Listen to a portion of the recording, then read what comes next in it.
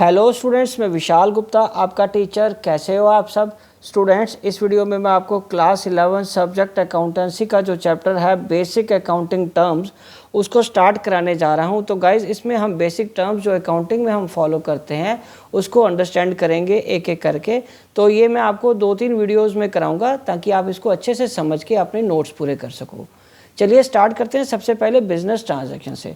तो students, business transaction क्या होती है?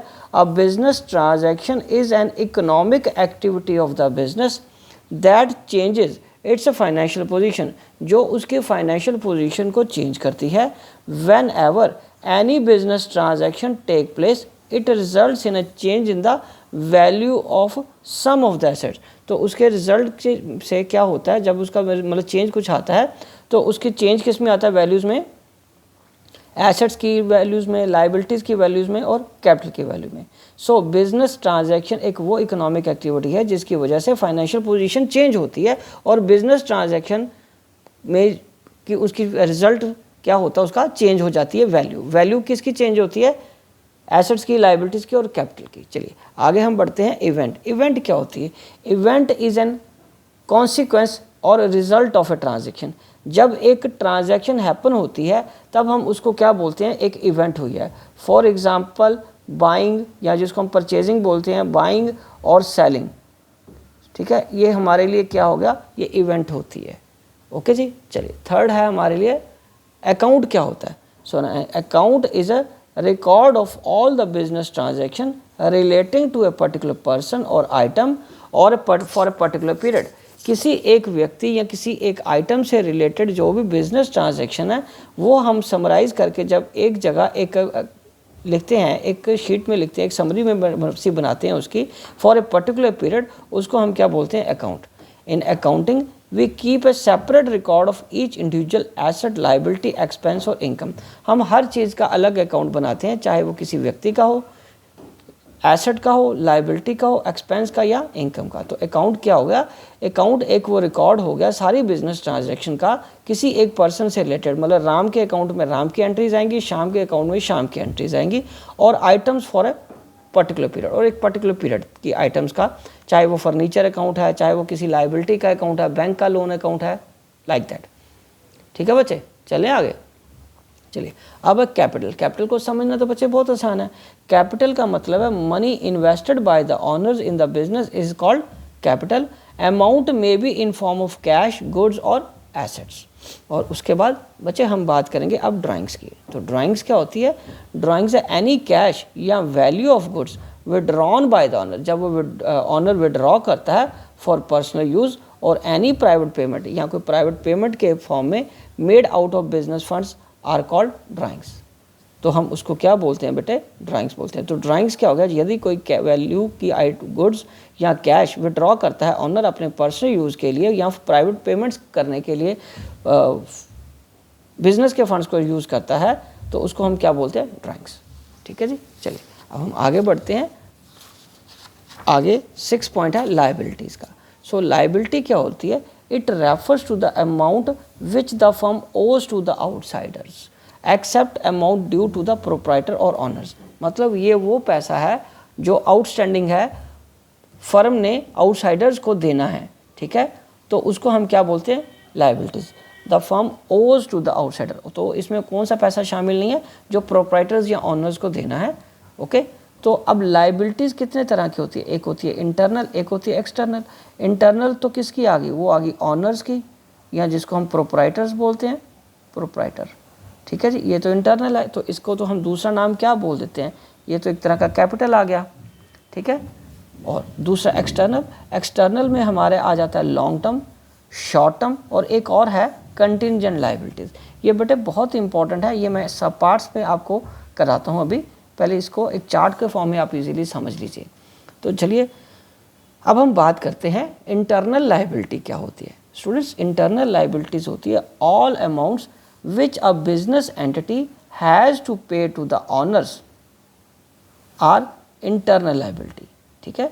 तो इंटरनल लाइबिलिटी जो ऑनर्स को पे करनी होती है, such as capital and the accumulated profit. ठीक है। तो वो पैसा किसका आ गया? इंटरनल लाइबिलिटी का। तो ये हमारा इंटरनल लाइबिलिटी का निपट गया। अब हम इधर बात करेंगे दूसरा एक्सटर्नल, मेन हेड तो यही है ना बेटे, एक्सटर्नल लायबिलिटी। तो एक्सटर्नल लायबिलिटी में आ गया all amounts which a business entity has to pay to the outsiders, जो आउटसाइडर्स को पे करनी है, known as external liabilities such as creditors, bank overdraft, bills payable, outstanding expenses and loans etcetera.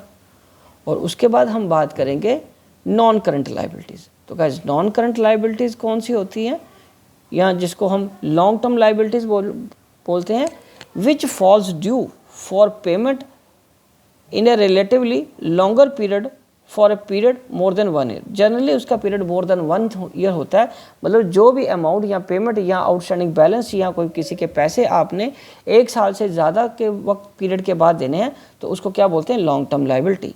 So long term loans and debentures etcetera.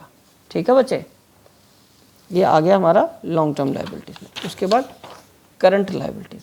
So current liabilities कौन है, current liabilities refers to those liabilities which are to be paid in a near future that is within 1 year, मतलब जो कि 1 साल के भीतर पे करनी है। For example bank overdraft, balance bills payable sorry, creditors, outstanding expenses and short term loans. तो ये सारा आ गया करंट लायबिलिटीज़। तो करंट लायबिलिटीज़ बेटे कौन सी होगी, जो आपने विद इन 1 ईयर या वेरी नियर फ्यूचर में पे करनी है, और पर इसका टेन्योर 1 साल से ज़्यादा का नहीं होना चाहिए, ना ही होता है। और अगर 1 साल से ऊपर चला जाए तो फिर वो लॉन्ग टर्म लायबिलिटीज़ में चला जाएगा, या जिसको हम नॉन करंट लायबिलिटीज़ बोलते हैं उसमें भी चला जाएगा। एक ही बात है। अब हम बात करेंगे contingent liabilities. So contingent liabilities are those liabilities which are to be paid और not to be paid depend upon a particular situation, for example pending court case. तो कंटिंजेंट लायबिलिटी वो लायबिलिटीज़ होती हैं, इसको ज़रा ध्यान से समझिए, जिसका पे करना या नहीं पे करना डिपेंड करता है एक पर्टिकुलर सिचुएशन पे, जैसे कि कोई पेंडिंग कोर्ट केस। उसके बाद एसेट्स क्या होती हैं, अब एसेट्स होती हैं एनी आइटम, थिंग और property which is owned by the business is known as asset, जिसको कि हम जो बिजनेस ओन करता है, जिसका मालिकाना हक बिजनेस के पास है, उसको हम क्या बोलते हैं, asset.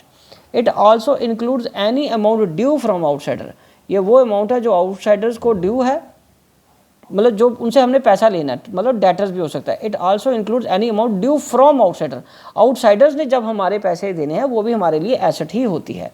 In other words anything which will enable a business enterprise to get और a benefit in future is an asset, तो हम उसको क्या बोलते हैं, एसेट बोलते हैं। So thus cash, bank balances, stock, furniture, machinery, land, building, bank bill receivable, debtors etcetera all are all assets. ठीक है बच्चे, समझ लग गई। So the resources which are valuable, owned by business and can be measured in terms of money is called asset. ठीक है, तो उसको हम एसेट बोलेंगे। तो अब हम आगे डिस्कस करते हैं बेटे टाइप्स ऑफ एसेट्स क्या हैं। टाइप ऑफ एसेट्स में पहला है नॉन करंट एसेट, दूसरा करंट एसेट्स, और तीसरा फिक्टिशियस या नॉमिनल एसेट। और नॉन करंट एसेट्स आगे 2 तरह की होती हैं, एक टेंजिबल और एक इंटेंजिबल। अब बेटा एक एक करके हम इसको एक्सप्लेन करते हैं। ठीक है जी, चलिए अब आगे बढ़ते हैं। नॉन करंट एसेट्स क्या होती हैं। So non current assets refers to those assets which are held for continued use in the business for the purpose of purchasing goods or services and are not meant for sale, और ये cell करने के लिए नहीं खरीदी जाती, ये आगे पर्पस इनका क्या होता है, गुड्स को प्रोड्यूस करने के लिए और बिजनेस में लगातार यूज़ होती रहती हैं। For example land and building, plant and machinery, investment etcetera, computers, goodwill etcetera are also known as fixed assets. और उसके बाद दूसरा क्या बचे, tangible assets. Tangible assets are those assets which can be seen and touched, in other words which have a physical existence such as plant and machinery, land and building etc. और तीसरा क्या बचे, tangible assets. So tangible assets कौन से हैं, tangible assets are those assets which do not have physical existence, जिनकी कोई अपनी physical existence नहीं है, and thus cannot be seen or felt, ना ही वो देखी जा सकती है ना ही वो टच की जा सकती हैं। ठीक है, for example goodwill, copyright, computer software etcetera. ठीक है बच्चे, तो अब हम आगे बढ़ते हैं करंट एसेट्स की तरफ। So current assets are those assets which are meant for sale which the management would want to convert into cash within 1 year, मतलब वो एसेट जो कि हमने या तो सेल करने के लिए रखी हुई हैं या मैनेजमेंट उसको क्या चाहती है कि विद इन 1 साल में वो कैश में कन्वर्ट हो जाए, उनको उन्होंने कैश करंट एसेट्स में क्लासीफाई करते हैं। Cash, bank, bill receivable, debtors, stock etcetera. तो ये किस में आ गया? करंट एसेट्स में। To be converted into cash within 1 year. Fictitious या nominal assets, these are the assets which cannot be realized in cash or no further benefit can be derived from these assets. Such assets include debit balance of profit and loss account and advertisement suspense account. These are not really assets but shown on asset side. ये actual में assets नहीं होती but इनको सिर्फ asset side में दिखाया जाता है। ठीक है बच्चे, तो अभी हम यहाँ तक का ही करेंगे पोर्शन। आप पहली बार ये कर रहे हो, ठीक है, तो इसलिए मैं आपको स्लो ही कराऊंगा। पहले अभी इतने पॉइंट्स या इस कंसेप्ट्स के या इस टर्मिनोलॉजी को आप अंडरस्टैंड कर लीजिए। इसको अगली वीडियो में मैं कंटिन्यू करूंगा, कुछ और टर्म्स आपको कराऊंगा। तब तक आप इसको नोट्स बना लीजिए और याद कर लीजिए। ओके जी, विशिंग यू गुड लक।